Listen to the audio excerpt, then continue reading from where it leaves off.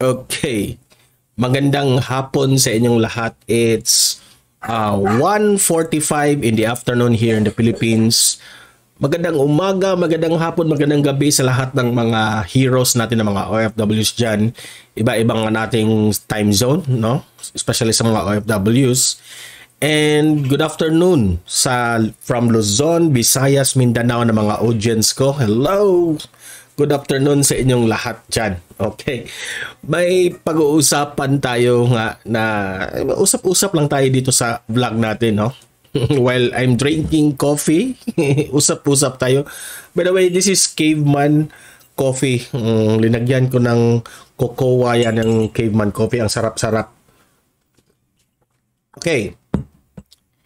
Yan ang binalita ng Daily Tribune.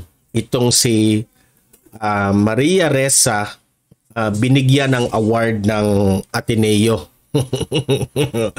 Binigyan ng award, okay? So yan ang ating pag-uusapan. So positive ito na reward kay Maria Ressa, in fairness to her. Okay? Teka muna kasi na yung audio natin nagka-problema. Hindi ko marinig sarili ko. Hello, sound check. Sound check. Ayan. So bago ko to pag-usapan itong naganap tungkol kay Maria Ressa, no? I-like at i-share muna itong video natin para kakalat ito sa taong bayan, okay? Like and share na. Ready? 1, 2, 3, go! Okay, naka-like and share na ba? Okay, sa Facebook at sa YouTube. And also itong Donmar TV sa ating Facebook at YouTube, i-follow and subscribe ninyo. Okay? Importante yan. Ready? Follow and subscribe sa Facebook at YouTube. 1, 2, 3, go! Okay? Na-follow and subscribe na ba lahat? Thank you very much. Importante yan para lagi kayong updated sa mga balita natin. Okay. Itong binalita sa Daily Tribune, ito yung sinabi tungkol kay Maria Ressa. Truth Teller Award, an honorary degree from the Ateneo because she is a trailblazer and a truth teller, zeroing in on the importance of freedom of expression and ethical journalism. So ayan, ang Ateneo School nagbigay ng award kay Maria Ressa. Ang pangalan ng award ay The Truth Teller Award. Okay, Truth Teller Award. So, pagkatingin ko dito, sabi ko, Truth Teller Award. Pero, may kaso siya na cyber libel. And cyber libel is kabaliktaran dito sa award niya. Okay?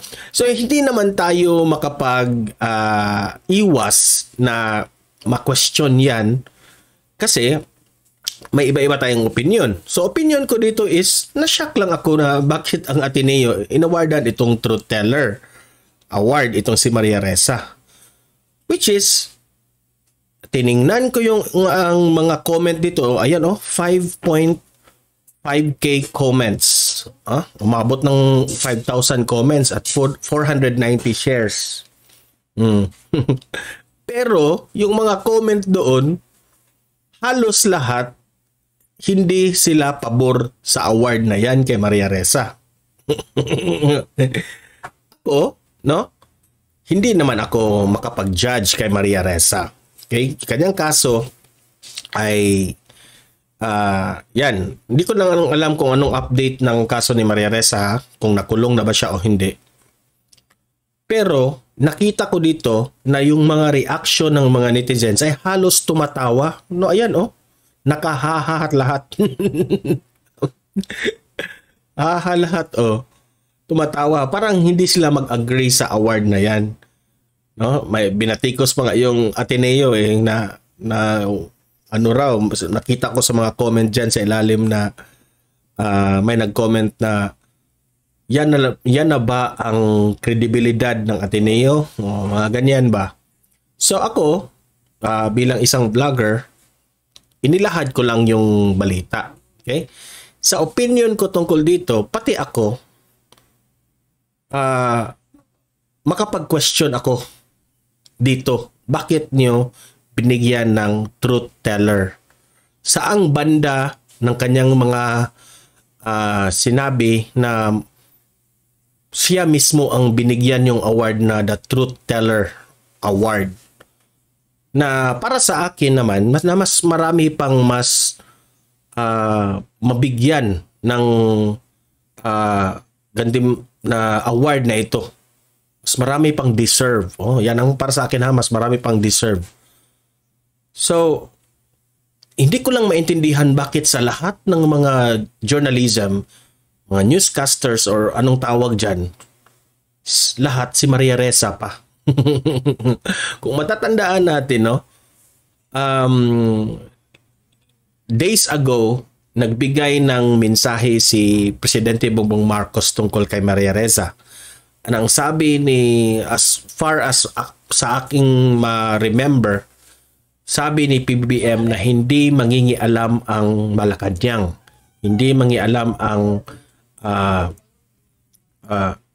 what do you call that one? Executive side ng gobyerno tungkol sa kaso ni Maria Ressa. Dahil ang kaso ni Maria Ressa is under judiciary government. Diba? So, improper naman at hindi maganda tingnan na yung executive branch ng government ay mangingialam sa judiciary branch of government, which is under nga yung kaso ni Maria Ressa na cyber libel. Yan ang sinabi ni PBBM. At sinabi pa niya na itong si Maria Ressa ay hindi kontra niya o hindi kalaban niya ang gobyerno. Ang kalaban niya dito ay isang individual na kinasuhan siya ng cyber libel. Okay? Sa kanilang problema na yan, hindi na out na ang gobyerno dyan. Diba? So yan ang sabi ni PBBM. So hindi mangingialam si PBBM dyan. Pero matatandaan natin, bago nag-desisyon yung justice system natin, nagsalita itong si Maria Ressa na parang inakusahan pa niya yung Marcos administration, di ba? No, mga months ago, siguro mga month of July ba yun o month of June, matatandaan natin na itong si Maria Ressa ay talagang na-blame niya yung Duterte administration at Marcos administration, kaya yung kanyang kaso ay medyo natalo ba siya, no? Hindi ako familiar sa kanyang kaso ha, pero parang nakapag-decide na yung ano. You comment down below kung ano na ang update sa kaso ni Maria Ressa. Okay? Kasi di ko pa nalaman kung siya ba ay nakakulong na ngayon. Okay? O nag-file ba sila ng appeal again, or ano bang status ng kanyang kaso?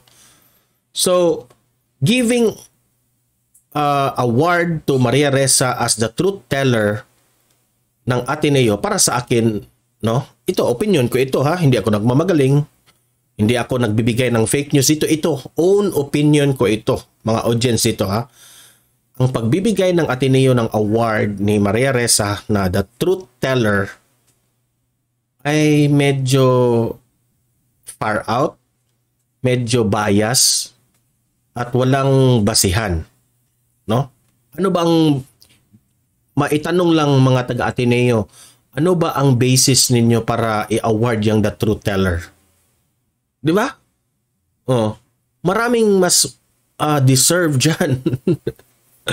At marami namang nakapag-testify. Hindi ako ha ang nagsabi. Marami ang nakapag-testify na maraming sinungaling nangyari sa panahon ni Maria Ressa. Kaya hindi ako nagsabi niyan ha. Yung mga media rin na, which is pumabor yung mga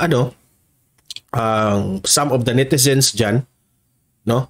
At siguro may mga ebidensya na makapagsabi na may mga mali-mali yung mga sinasabi ni Maria Ressa. So, hindi pa natin malaman na kung mga sinasabi nitong si Maria Ressa ay masasabi niyong totoo o hindi. Meron siyang mga sinasabing mga totoo rin, meron din siyang mga sinasabi na hindi totoo. Okay? So, maraming nag-question dito kay Maria Ressa sa kanyang mga statements na hindi siya, walang kredibilidad. Yan ang sabi ng iba, di ba?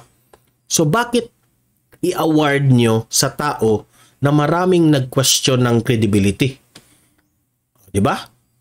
Na meron naman diyang ibang mga journalist na hindi natin ma-question, natural lang mag-deliver ng mga balita na wala, hindi, kasi maraming mga magagaling na mga journalist dyan, no, na hindi nagsisinungaling. Bakit hindi yun ang inawardan ninyo? Di ba? Question lang yan sa amin. Di ba? Hindi man ako nagsabi na si Mariesa ay nagsisinungaling kasi wala naman akong ebidensya, di ba? Pero ito yung laging dinidebate ng social media.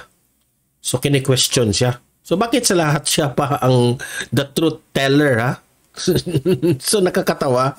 So kayong mga audience ko dito, libre kayong mag-comment, mag-react sa inyong opinion tungkol dito. Karapat-dapat ba itong si Maria Ressa bigyan ng award, ng the Truth Teller Award? Oh, mag-comment, mag-react, babasahin natin ang inyong opinion tungkol dyan. Okay? So guys, help me na i-like, i-share itong video na ito para kakalat itong totoong balita natin. Okay? Hindi ako makapag-judge ni Maria Ressa kung nagsinungaling ba siya o hindi. Let the people speak. Let the evidence speak. Okay? Kung meron mang ebidensya dyan, ipakita nyo, i-link nyo, i-comment nyo. Okay? Sa mga ganap niya. So i-comment rin nyo kung ano ng status sa kaso ni Maria Ressa. Okay? And also, i-follow, subscribe itong Donmar TV sa Facebook at sa YouTube natin para lagi ko kayong ma-update sa mga balitang totoo. Okay? So guys, patuloy nating ipaglaban ang ating great leader sa Pilipinas, si Presidente Bongbong Marcos. And as what Vice President Inday Sara said, na mahalin natin ang Pilipinas always. Okay? So guys, see you in my next video. Have a great day and God bless to one and all.